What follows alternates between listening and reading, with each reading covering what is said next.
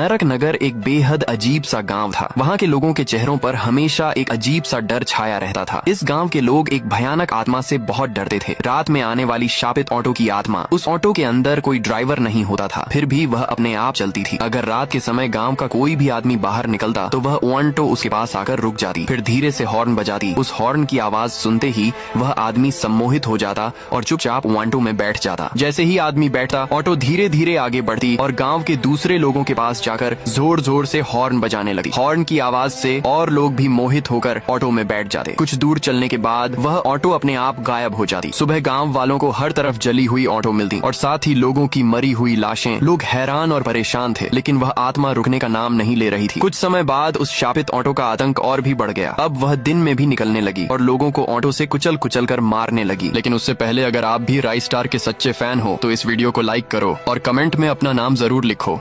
लेकिन एक दिन गांव में एक करिश्मा हुआ। अचानक एक साधु बाबा प्रकट हुए। जब बाबा ने गांव की लाशें देखी तो वे हैरान रह गए। उन्होंने अपनी शक्तियों का इस्तेमाल किया और 100 साल पीछे चले गए। वहाँ उन्होंने वही ऑटो खड़ी देखी जिसका मालिक कोई और नहीं बल्कि राय स्टार था। राय स्टार दिन रात ऑटो चलाया करता था, जिससे वह ठीक ठाक कमा लेता था। धीरे धीरे वह बहुत मशहूर हो गया और उसने कई ऑटो खरीद ली। गाँव के लाखों लोग उसकी ऑटो में सवारी करने आने लगे। यह देखकर राय स्टार की खुशी का ठिकाना नहीं था। लेकिन गाँव के दूसरे टैक्सी ड्राइवर उससे जलने लगे, क्योंकि राय स्टार की वजह से उनकी टैक्सी में कोई बैठता ही नहीं था। गुस्से में सभी टैक्सी ड्राइवरों ने एक खतरनाक योजना बनाई। एक शाम राय स्टार अपनी ऑटो लेकर घूम रहा था। वह बहुत परेशान था, क्योंकि उस दिन उसे एक भी सवारी नहीं मिली थी। तभी उसे सामने से आती हुई एक सुंदर और जवान लड़की दिखाई दी। राय स्टार उसे देखकर हैरान रह गया। वह धीरे से उसके पास गया और बोला, क्या हुआ, तुम यहाँ अकेली क्यों खड़ी हो? लड़की बोली, मुझे अपने घर जाना है, लेकिन कोई ऑटो नहीं मिल रही। राय स्टार हंसते हुए बोला, तुम मेरे साथ चलो, मैं तुम्हें अपने ऑटो से घर पहुँचा दूंगा। लड़की थोड़ी शर्माई और ऑटो में बैठ गई। राय स्टार उसे धीरे धीरे उसके घर के पास ले आया। लड़की उतरते हुए बोली, कितने पैसे हुए? राय स्टार ने कहा, पैसे देने की कोई जरूरत नहीं। ये सुनकर लड़की खुश हो गई। फिर उसने धीरे से कहा, आज मेरे घर में कोई नहीं है, चलो मैं तुम्हें चाय बनाकर पिलाती हूँ। राय स्टार मन ही मन सोचने लगा, अरे ये तो बहुत अच्छा मौका है। वह लड़की के साथ घर में चला गया। थोड़ी देर बाद लड़की चाय लेकर आई। दोनों ने चाय पी, बातें की और रात को एक ही कमरे में सो गए। लेकिन जैसे ही राय स्टार सो गया, वह लड़की उठी और उसने अपना असली रूप बदल लिया। वह लड़की कोई और नहीं बल्कि वही टैक्सी ड्राइवर था। उसने एक हथियार निकाला और राय स्टार की हत्या कर दी। फिर उसके शव को उसकी ऑटो के साथ फेंक दिया। उसी दिन से राय स्टार की आत्मा उस ऑटो में कैद हो गई। साधु बाबा सब समझ चुके थे। तभी बाबा ने एक आवाज सुनी। वे गांव के बीच पहुंचे तो देखा राय स्टार ने उस टैक्सी ड्राइवर को पकड़ लिया था। साधु बाबा बोले, अब ये टैक्सी वाला गया, समझो। और फिर राय स्टार ने उस टैक्सी ड्राइवर को मारकर अपना बदला पूरा कर लिया।